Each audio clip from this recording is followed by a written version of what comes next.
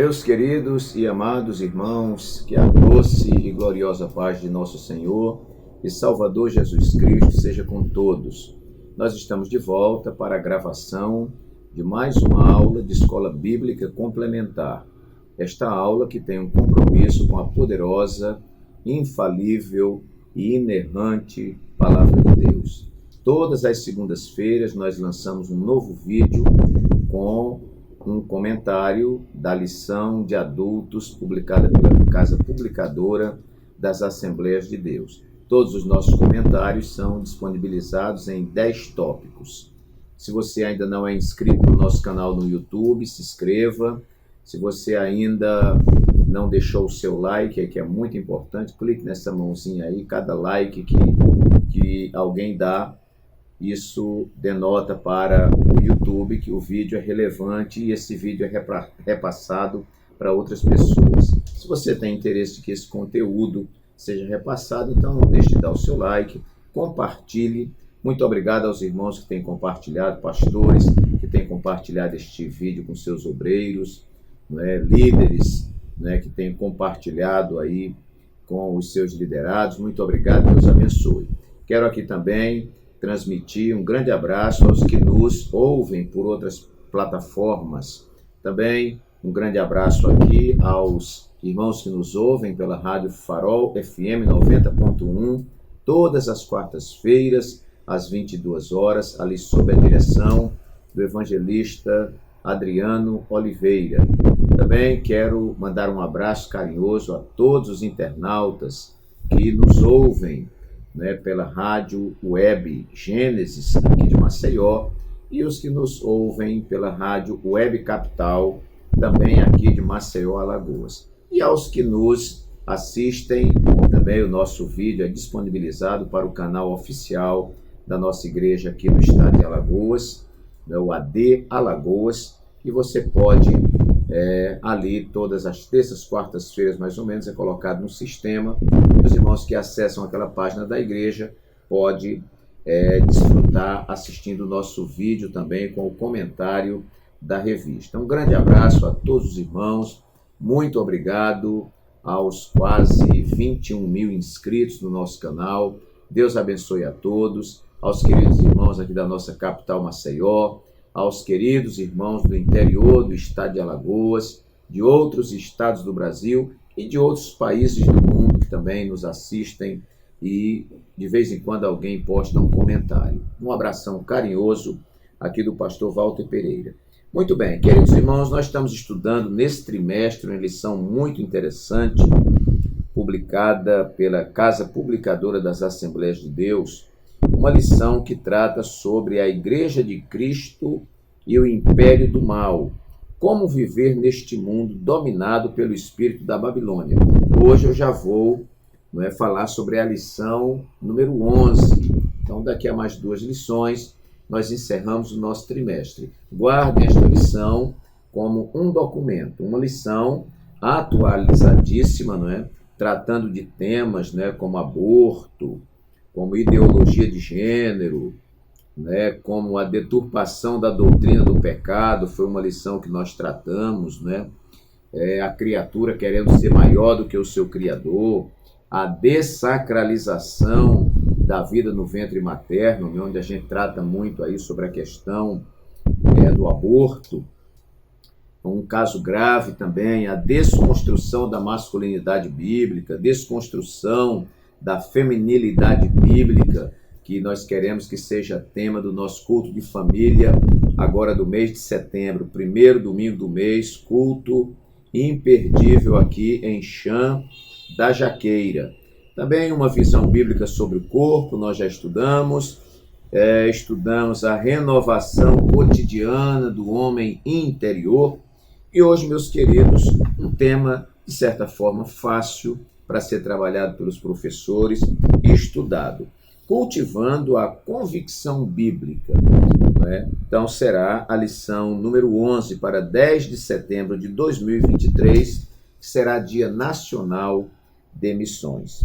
Muito bem, o texto áureo da nossa lição vai dizer assim: porque a nossa exortação não foi com engano, nem com imundície, nem com fraudulência. Primeira carta de Paulo aos Tessalonicenses, capítulo 2, versículo 3.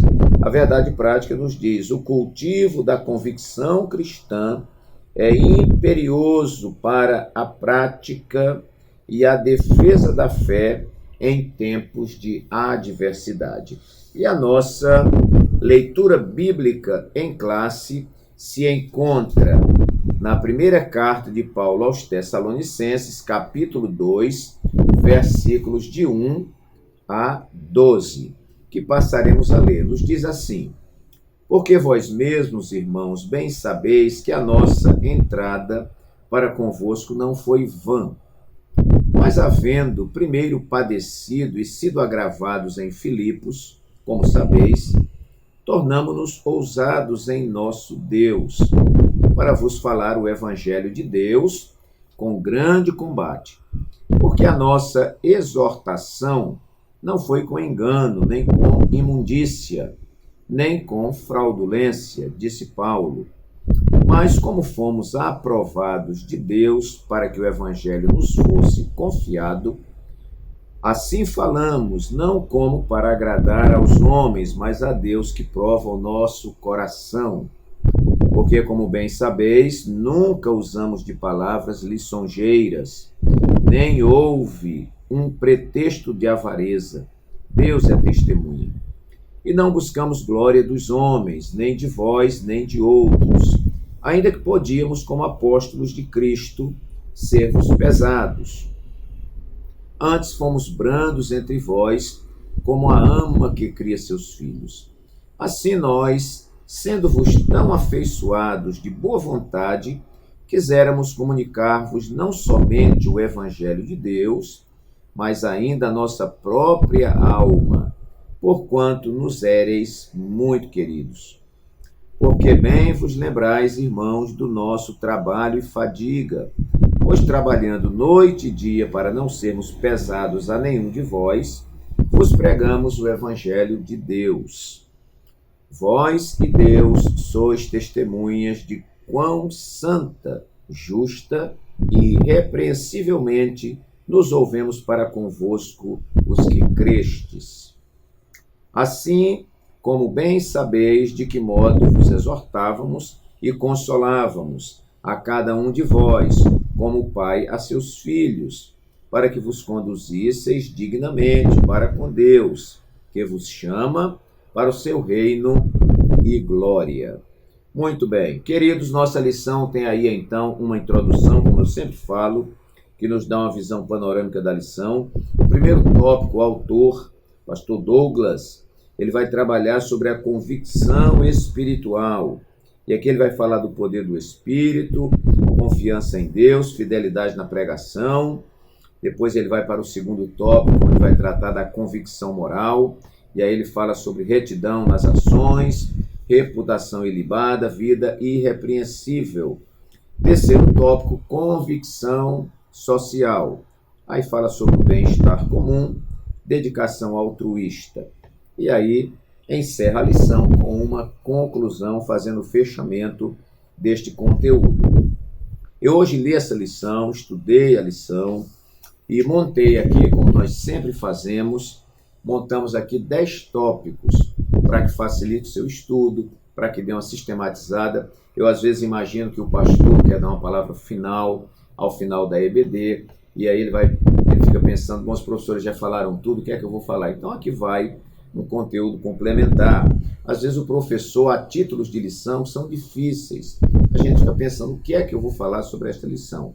Então aqui a gente dá uma sequência que orienta a nossa lição.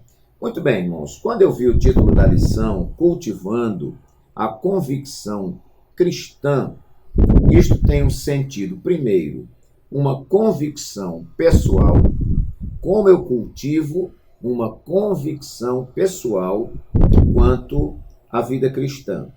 E também como eu faço para cultivar nos outros esta convicção cristã em função do meu comportamento, dos meus procedimentos, do meu testemunho. Então, os nossos tópicos vão estar oscilando aí entre cultivando nos outros essa convicção cristã e cultivando em mim mesmo esta convicção. Porque os irmãos sabem que a nossa salvação, a gente tem a salvação em 3 tempos. Uma salvação no passado, quando eu estava morto em meus delitos e pecados, e o Senhor me salvou. Eu falo também da salvação presente, que é esta convicção no momento atual. Eu posso estar firme nos caminhos do Senhor, ou posso estar afastado dos caminhos do Senhor.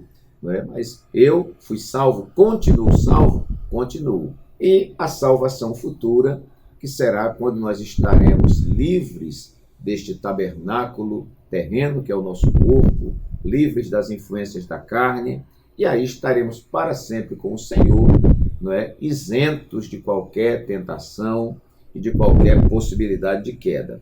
Então, meus queridos, a vida cristã, ela é uma vida que é trabalhada, a salvação é trabalhada, a santificação é trabalhada, e esta convicção, ela vai crescendo na medida em que nós vamos conhecendo a palavra, vamos frequentando os estudos bíblicos e líderes vão esclarecendo para nós, na medida em que eu vou orando e vou me aproximando mais de Deus, e o Senhor vai se revelando mais, porque esta revelação, ela é progressiva. Então, esta convicção em mim, ela tem que ser crescente, e a convicção nos outros, dependendo de mim, também deve ser de forma que nos outros também essa convicção seja progressiva. Então, cultivando a convicção cristã, eu coloquei primeiro pela honestidade do trabalho cristão. Nós estamos vivendo hoje, irmãos, uma época muito difícil, uma época onde as igrejas estão desacreditadas, os ministros do Evangelho estão desacreditados, né? Uma época em que pastores sobem ao monte, colocam a mão sobre a cabeça dele mesmo e se auto-intitulam pastores, abrem aí salões e daqui a pouco eles estão aí contribuindo para o escândalo do Evangelho, sem nenhum preparo, sem nenhuma orientação, sem nenhuma mentoria, sem nenhuma autoridade espiritual sobre eles. E a gente já vem vendo esse filme há 45 anos e o final nunca é um final feliz. Então, nós precisamos, como igreja, já que Jesus disse assim resplandeça a vossa luz diante dos homens, para que vejam as vossas boas obras e glorifiquem o vosso Pai que está nos céus, eu creio que a honestidade do trabalho cristão deve prevalecer. Que nós, como ministros da palavra, nós como membros da igreja, nós como obreiros, né? Enfim, que nós possamos desenvolver esse trabalho cristão dentro desse trilho chamado honestidade. Vamos ver os versículos de 1 a 3, onde o apóstolo Paulo, escrevendo aos Tessalonicenses, faz uma exposição interessante. Ele diz assim: porque vós mesmos, irmãos, bem sabeis. Paulo sabia que os irmãos tinham esta convicção. Ele diz que a nossa entrada para convosco não foi vã, teve um propósito, teve uma finalidade, teve um resultado positivo. Mas havendo primeiro padecido e sido agravados em Filipos, como sabeis, tornamo-nos ousados em nosso Deus para vos falar o Evangelho de Deus com grande combate. Porque a nossa exortação não foi com engano, nem com imundícia, nem com fraudulência. A gente poderia acrescentar, nem com trambique, nem com trapicolagem, né? Nem com enrolação, nem com manobra, nem etc, etc, etc. Paulo está relatando aqui que a divulgação do Evangelho por ele, por aqueles que o acompanhavam, veio construída em cima de lutas, de dificuldades, mas também de aprovação, de respaldo, né? Em cima de legitimidade, em cima de legalidade.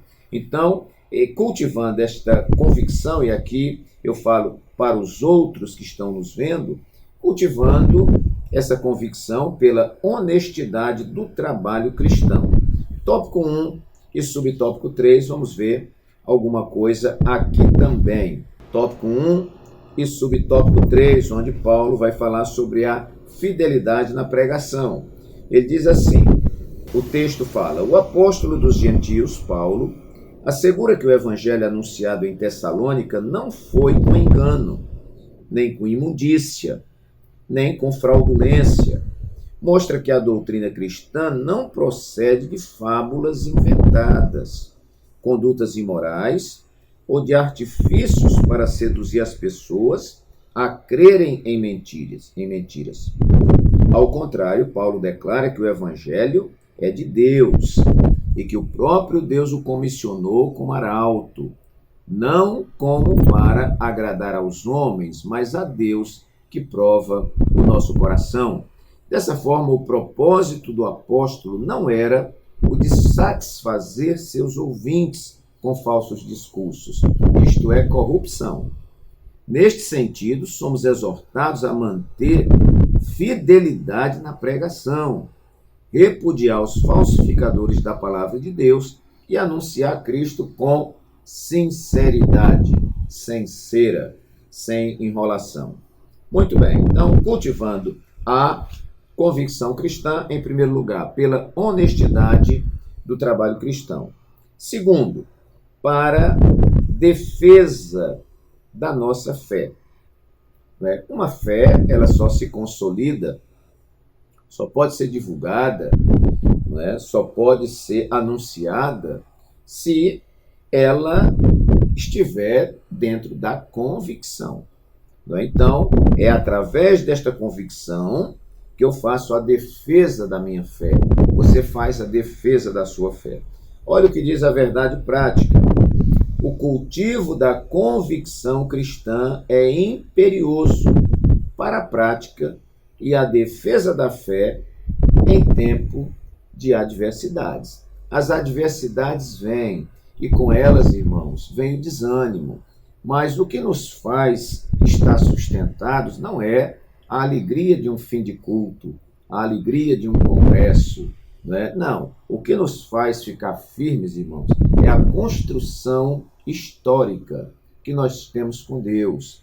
Essa história que nós temos com Deus, de livramentos, de contato, de intimidade com Deus, de experiências muitas com Deus, é isso que constrói em nós uma convicção. E amanhã, quando alguém vem combater a nossa fé, é importante que nos seus olhos, na sua fala, nos seus gestos, não haja vacilo, não haja dúvida, mas haja convicção. Uma pessoa convicta pode anunciar a palavra. Eu me lembro de uma história, não lembro aqui o pregador, porque me veio na mente agora, mas marcou muito um certo pregador do passado, aí século XVII, século XVIII, ele pregava muito. E existia um indivíduo que era ateu. E um dia esse ateu estava indo para um determinado lugar e alguém disse: você está indo para onde? Ele disse: eu estou indo ouvir o pregador fulano de tal. Aí o camarada disse assim: mas você não é ateu? Como é que você vai ouvir o pregador se você não crê em Deus? Aí o ateu disse assim: eu não creio, mas ele que está pregando crê. Então eu vou ouvir. Então que coisa interessante, não é, irmãos? É importante você ter essa convicção, em segundo lugar, para a defesa da sua fé. Terceiro tópico, eu anotei aqui. Bom, cultivando a convicção cristã, é o título da lição. Eu coloquei, pelo nível de sacrifício despendido. Olha, ninguém se sacrifica pelo evangelho, ninguém se sacrifica pela igreja, ninguém se sacrifica pelo ministério, ninguém se sacrifica por Jesus, se não houver nele, irmãos, um nível de confiança, se não tiver nele, como diz a lição, um nível, um padrão de convicção cristã. Nós vamos ver os cristãos no Coliseu romano, os imperadores romanos jogavam cristãos lá na arena do Coliseu para serem devorados pelos leões. E aqueles cristãos, muitos morriam, declarando Cristo como seu Senhor, como seu Salvador. E pela morte dessas pessoas, naquele Coliseu, pelas feras, muita gente se convertia, porque via neles a convicção. Como é que essa pessoa, o marido, a esposa com os filhos, ninguém recua, não é? E eles vão partindo mesmo assim, né? Tinha crente que morria e quando chegava lá que via o cadáver, o rosto dele estava sorrindo, despedaçado pelas feras, né? O que é isso? Era a convicção que estava plantada em seu coração. Então, isso é muito interessante na nossa vida, né?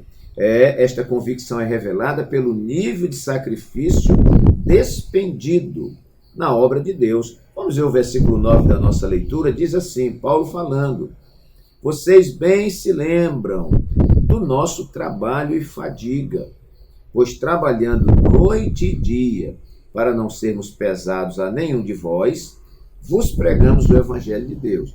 Aqui, quando Paulo diz que não estava sendo pesado, é porque ele renunciava a qualquer oferta, a qualquer contribuição dos irmãos, porque via o nível de pobreza dos irmãos. Ele mesmo trabalhava com as suas próprias mãos para não ser pesado a obra de Deus. Mas ele mostra para aqueles tessalonicenses de que ele trabalhou muito, com fadiga, trabalhou noite e dia, pregando o Evangelho de Deus. E ele diz assim: vós e Deus sois testemunhas de quão santa, justa e irrepreensivelmente nos ouvemos para convosco os que crestes. Ora, irmãos, não dá para contar aqui, mas Paulo chega a dizer que ele, dos apóstolos, foi o que mais padeceu, o que mais sofreu. Ele foi preso, ele sofreu chicotadas, né?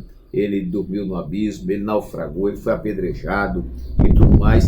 E este sacrifício que ele despendeu, né? Esse sacrifício revela o seu nível de convicção. Hoje nós estamos vivendo, me permitam aqui a honestidade, né?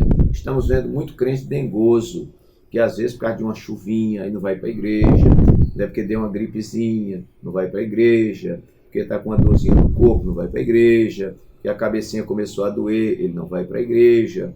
É um monte de desculpa, ninguém quer sacrifício.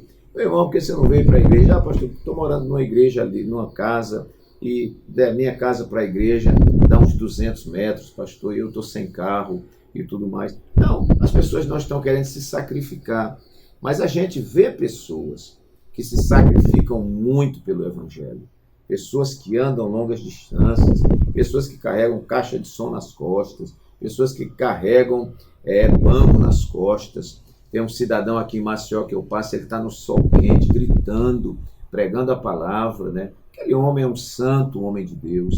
Então, meus queridos, a gente mede o nível da nossa convicção pelo padrão de sacrifício que nós despendemos pela obra de Deus, né? Há pessoas hoje que não querem nenhum sacrifício. Nós já estamos tendo, está tão grave, meus queridos, a situação, que existem pessoas que só realizam um trabalho na igreja se ele ganhar alguma coisa. Então, qualquer proposta de ministério, de igreja, de qualquer coisa, quanto eu vou ganhar com isso? Já não tem mais o amor de Deus no coração. Não, eu estou fazendo esse esforço, mas é para Deus.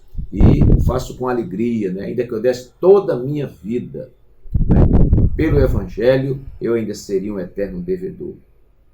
Eu me lembro aqui de um grande amigo que me contou que ele era muito criticado na igreja porque ele trabalhava muito, né? E o pessoal dizia que ele queria aparecer, e que ele queria ser diácono, e que ele queria ser presbítero. Eu acho que esse homem já está querendo ser o pastor da igreja, porque trabalha muito. Mas um dia ele me encontrou e disse: olha, pastor, eu faço isso porque eu sei de onde Deus me tirou, né? E aí nós complementamos naquele diálogo e dissemos: é isso mesmo, meu irmão. A Bíblia diz que a quem muito foi perdoado, muito ama.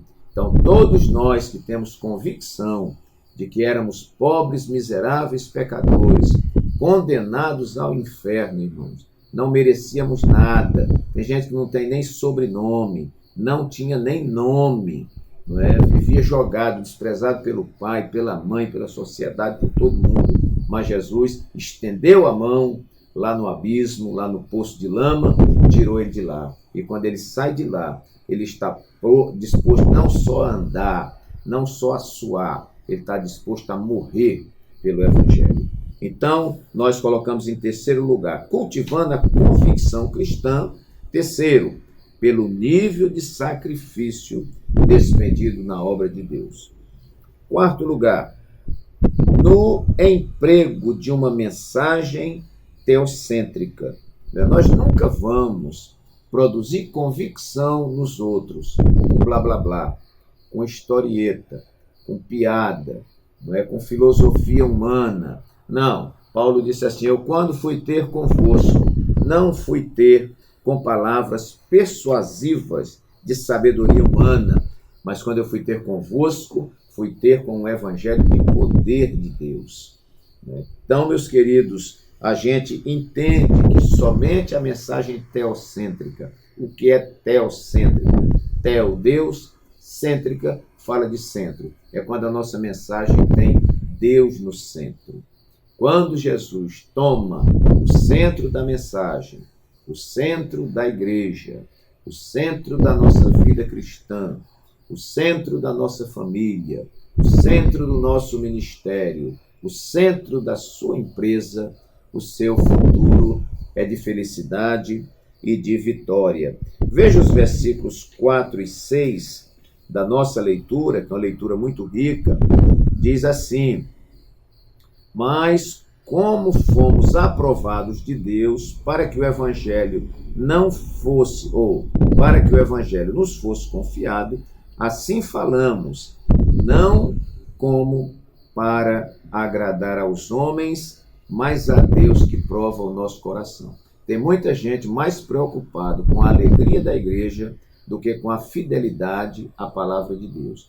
Eu não tenho nenhuma obrigação de alegrar a igreja, de alegrar os irmãos. O meu compromisso é entregar a palavra de Deus. Agora, se a palavra de Deus, trabalhada no coração das pessoas, na unção do Espírito Santo, alegrar o irmão, não é? Tudo bem. Agora, tem mensagem que a pessoa fica com dor de cabeça, não é? Porque ele é confrontado pela palavra, atinge as suas feridas, os seus pecados, né? As suas debilidades, e a pessoa muitas vezes não fica alegre, fica triste. Então, se eu parto da premissa que eu tenho que alegrar o povo, para mim isto é corrupção. Não tem que alegrar ninguém. Quem alegra o povo é palhaço, né? Eu tenho que transmitir a palavra de Deus como um profeta de Deus. Ler bem o texto bíblico, interpretar bem o texto bíblico, pedir a revelação de Deus, né? A iluminação, a revelação já é a palavra, e transmitir a palavra. E que a palavra produz o efeito que ela tem que produzir. Pelo menos é assim que eu leio na minha Bíblia, é assim que eu vejo os profetas genuínos da palavra de Deus. Muito bem, então, no emprego de uma mensagem teocêntrica, porque nós não precisamos. A Assembleia de Deus, aqui em Alagoas, completou 108 anos sem precisar de invenção. Nós não precisamos pintar a igreja toda de preto, nós não precisamos de refletor, nós não precisamos de jogo de luz, nós não precisamos de moças dançando na frente do púlpito, né, de pastorete, não precisa dessas coisas. A gente tem pregado ao longo de 108 anos uma mensagem genuína, sem invenção, uma mensagem bíblica, e a igreja aqui em Alagoas, para a glória de Deus, tem crescido abundantemente, crescido assustadoramente. O nosso estado não é um estado rico da nossa nação, é um dos últimos, mas Deus tem abençoado muito o estado de Alagoas, na pessoa do nosso querido pastor, reverendo José Orisvaldo Nunes de Lima. Como Deus tem nos abençoado aqui. E o nosso pastor não gosta que fique inventando moda. Não, ele prega a palavra, pura e genuinamente. Você que ainda não conhece, toda terça-feira você pode entrar no AD Alagoas, se você quer comer pão quente, pão genuíno, comida sarada, acesse e você vai assistir aos cultos, você vai confirmar que é, que é o que eu estou dizendo aqui. Sem invenção. Nós não precisamos. Coloque Jesus no centro da sua mensagem, pregue a palavra como a Bíblia ordena e Deus vai produzir o resultado para a glória do nome do Senhor. Muito bem, vamos para o nosso quinto tópico. No nosso quinto tópico, nós colocamos aqui, pela experiência pessoal com o Cristo do Evangelho. Qual o título da nossa lição? Cultivando a convicção cristã. Como? Pela experiência pessoal com o Cristo do Evangelho. Olha, meus queridos, não é suficiente você ser filho do presbítero, você ser filha ou filho da dirigente de círculo de oração, você ser filho do pastor, você ser filho, filha da irmã que coordena as visitas da igreja. Não adianta você simplesmente ser filho de alguém que é muito abençoado na igreja. Ah, meu vovô é um homem de oração. Ah, minha vovó é uma mulher que lê muito a Bíblia. Ah, minha vovó falava com Deus. Bom, vovó falava com Deus, vovô falava com Deus, papai falava com Deus, papai era uma bênção, vovô era uma bênção, o pastor é uma bênção. E você já tem a sua experiência com Deus? Olha, irmãos, no Evangelho não tem carona. Não tem carona. Você tem que ter uma experiência pessoal com Jesus. Filho de crente não é crente. Filho de crente precisa aceitar Jesus como Salvador e ter uma experiência pessoal com Deus.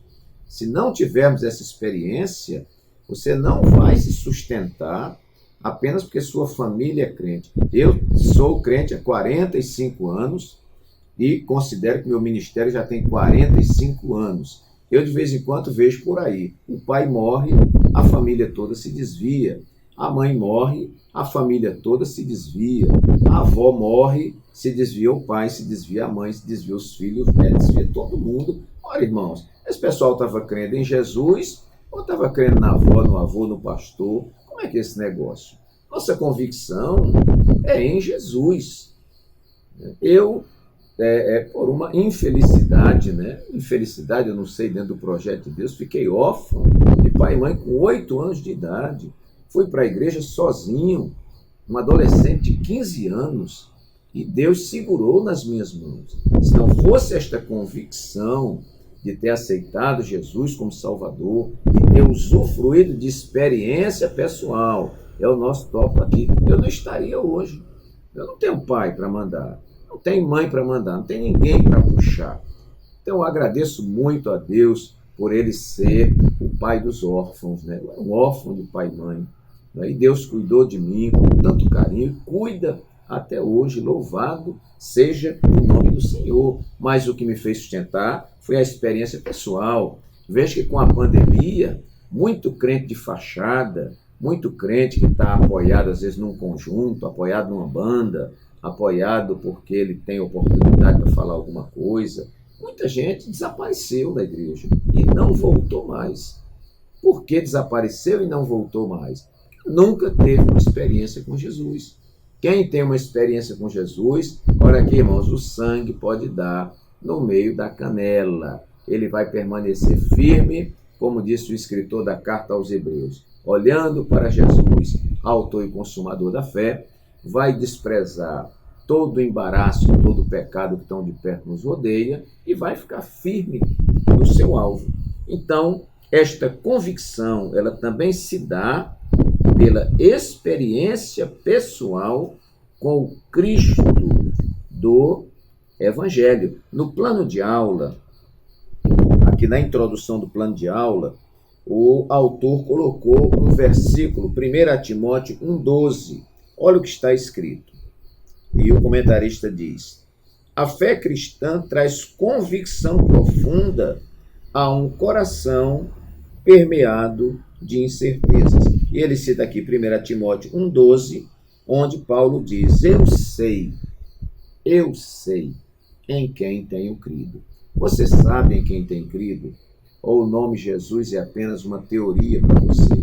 Ou o nome Jesus é apenas um repasse que alguém deu para você?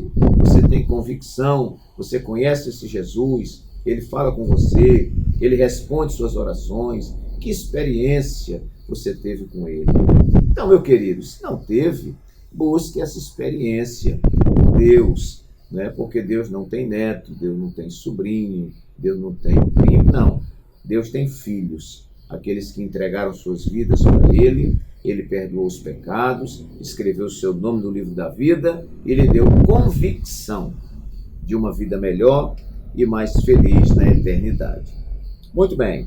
6º lugar, convicção cultivando a convicção cristã. Sexto lugar, pelo comportamento irrepreensível. E eu anotei aqui uma referência de 1 aos Coríntios 10:32, onde Paulo diz: portai-vos de modo que não deis escândalo. Jesus disse que nós somos a luz do mundo e o sal da terra. Ele falava do testemunho da igreja, né? O testemunho da igreja. O versículo 10 vai dizer assim, Paulo dizendo: vós e Deus sois testemunhas de quão santa, justa e irrepreensivelmente nos ouvemos para convosco os que crestes. O comportamento irrepreensível é algo que produz convicção nos outros, né? Jesus disse: porque é inevitável o escândalo, mas ai daquele por quem vier o escândalo. Nós estamos vivendo, meus queridos irmãos, uma época trágica, uma época que nos entristece muito, porque você vê o nome de pastor sendo depreciado, você vê o nome de crente sendo depreciado, você vê o nome igreja sendo depreciado devido ao altíssimo volume de escândalo por parte das pessoas. Mas Jesus disse, repito, ele disse: assim resplandeça a vossa luz diante dos homens, para que vejam as vossas obras e glorifiquem vosso Pai que está nos céus. Olha aqui na introdução o que Paulo vai dizer. O objetivo, no caso aqui, é despertar em cada cristão, digo comentarista, não foi Paulo, porque tem um versículo antes aqui. O comentarista diz: o objetivo é despertar em cada cristão o desejo de ser um autêntico embaixador de Cristo em um mundo de trevas. Eu sou um embaixador de Cristo, a senhora é uma embaixadora de Cristo, o senhor é um embaixador de Cristo, você, meu jovem, é um embaixador de Cristo. Nós aqui somos o bom cheiro de Cristo na terra. Glória a Deus. Nós vemos aqui também, aqui no Ampliando o Conhecimento, que é aqui um acréscimo na lição do mestre, que diz assim: nós devemos viver de uma maneira que traga atenção positiva e a honra a Deus. Devemos sempre examinar a nós mesmos para assegurar que as nossas vidas sejam dignas de nos identificar com Cristo, representar o seu caráter e transmitir a sua mensagem a outras pessoas.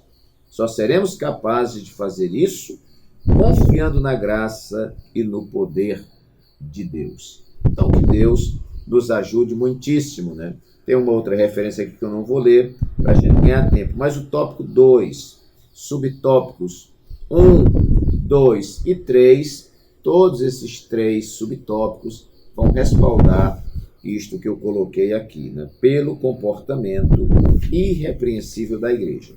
Sétimo lugar, esta convicção, e aqui eu falo em relação aos outros, essa convicção é cultivada, sétimo lugar, pela postura firme em meio às adversidades. Ora, eu citei agora há pouco, nós tivemos a pandemia.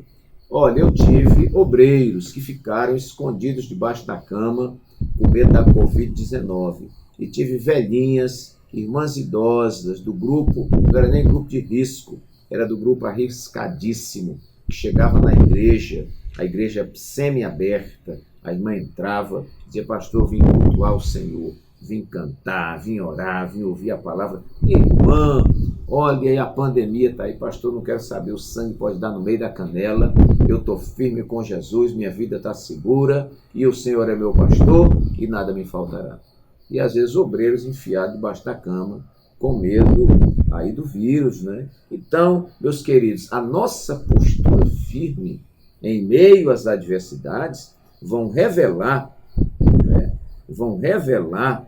essa nossa convicção. Não é? Porque convicção, quando tudo está bem, convicção no dia de festa, convicção quando a gente está recebendo presente, convicção quando a gente está recebendo cargo, quando está recebendo título, é fácil. Agora eu quero ver esta convicção quando a adversidade bate a porta, né? Nós vamos ver aqui, eu já falei do Coliseu romano, né, onde os cristãos eram jogados para as feras comer, e a postura firme daqueles irmãos, né, atraíram muitas pessoas para Cristo. É tanto que alguém escreveu dizendo que o sangue dos cristãos era como semente. Aí era que a igreja crescia mesmo. Hebreus 11:35 vai mencionar que algumas mulheres e alguns heróis da fé, eles rejeitaram o livramento. Olha só, irmãos. Rejeitaram o livramento, tendo em vista uma melhor ressurreição. Veja uma pessoa onde o algoz chegava e dizia assim: olha, você está liberado. E ele dizia: não quero ser liberado, eu quero morrer por Jesus. Isso era a expressão de uma convicção em meio à adversidade. Não é?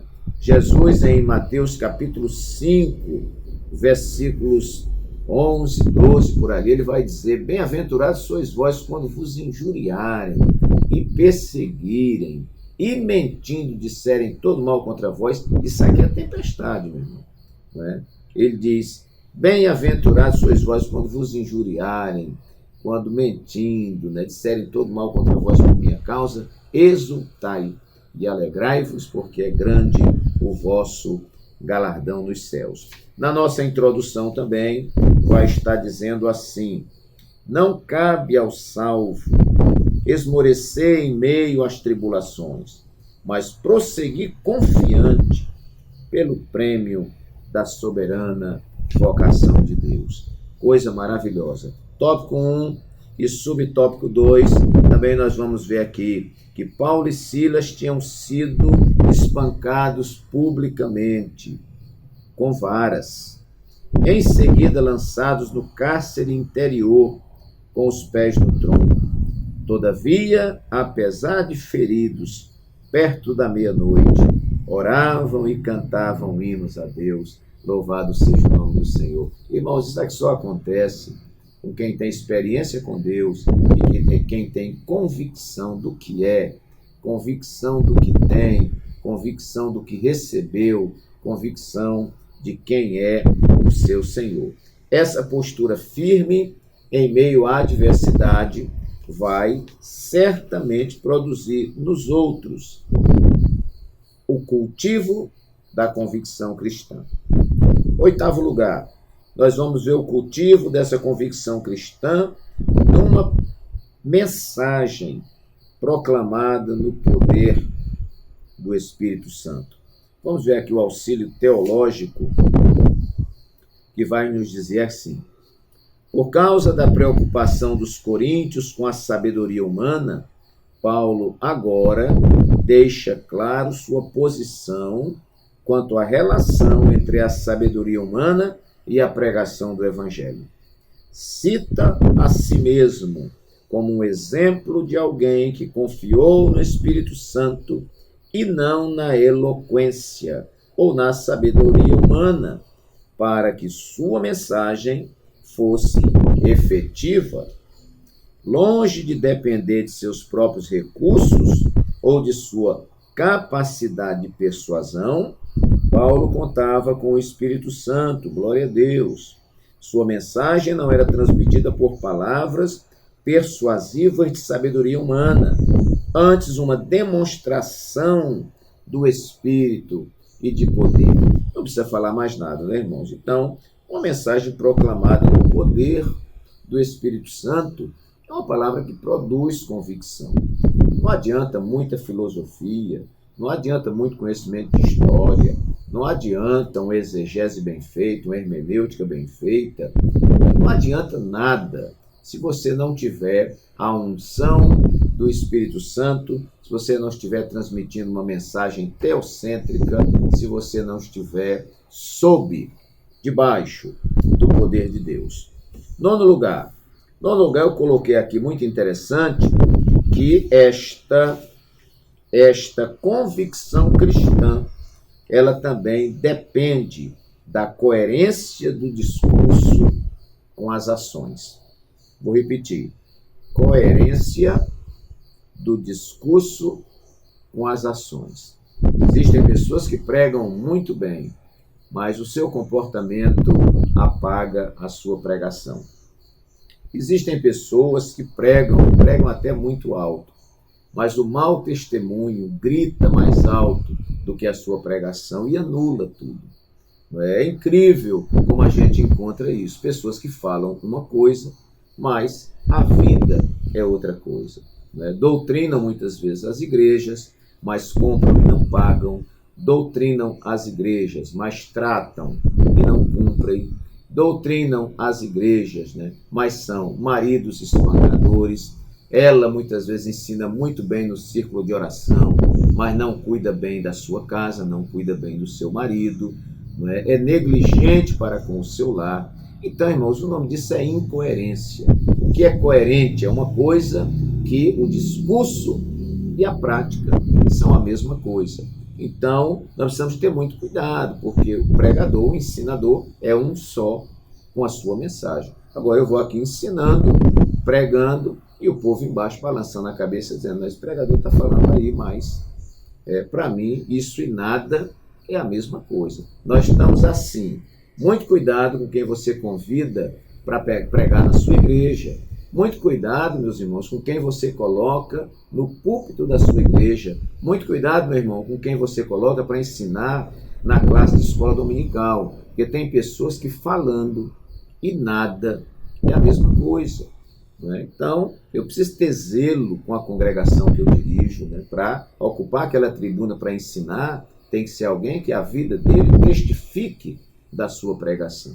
Então, para mim não interessa. Ele pode ser o maior batizador do Espírito Santo que tem na terra. Se ele não tiver um testemunho, se ele não tiver fruto de homem de Deus e mulher de Deus, ele pode pregar no mundo inteiro. Agora, na igreja que eu estou, ele não prega. Não prega porque eu sei que eu vou perder o culto. Então, não adianta. Quem prega precisa viver aquilo que está pregando. Então, coerência do discurso com as ações. Décimo lugar, esta convicção é cultivada pelo cultivo de um evangelho integral. Décimo e último lugar, um evangelho que atinge corpo, alma e espírito. Um evangelho que atinge o material, mas atinge o espiritual. Atinge o espiritual, mas atinge também o material. Um evangelho que é para todos. O terceiro tópico fala aqui sobre o bem-estar comum. Olha o que o comentarista diz aqui. Ele diz, o bem-estar comum alcança o homem em suas necessidades físicas e espirituais. Não por acaso a Bíblia fornece instruções para o bem-estar espiritual e social dos seres humanos. O papel da igreja é o de proclamar o evangelho e aliviar o sofrimento, promovendo o bem-estar social entre os irmãos. Abacuque registra que os problemas sociais de sua época resultavam do pecado, tais como inversão de valores, violência e injustiça. Assim, o mal social tem origem no pecado. Ciente disso, o apóstolo Paulo escreve, quiséramos comunicar-vos não somente o evangelho de Deus, mas ainda as nossas próprias almas. O evangelho, para ele ter credibilidade, para ele gerar convicção, ele tem que atingir todas as esferas da vida humana. Meus queridos e amados irmãos, nós encerramos aqui, que eu creio que o vídeo já vai com alguns minutos aí a mais, e eu preciso estar dentro de um tempo programado. Mas eu espero que esta palavra atinja o seu coração. Se você não gostou de alguma coisa que eu falei, eu sinto muito, mas eu estou falando a verdade. Eu só não quero mentir, mas eu falando aqui a verdade, guarde no seu coração, pode ser um chá amargo, mas tem doença que só é sarada com chá amargo. Que Deus te abençoe, que o Espírito Santo fale mais alto ao seu coração e fale primeiramente também ao meu coração. Um abraço carinhoso do pastor Walter Pereira. Até nosso próximo vídeo, nossa próxima aula, se Deus assim o permitir.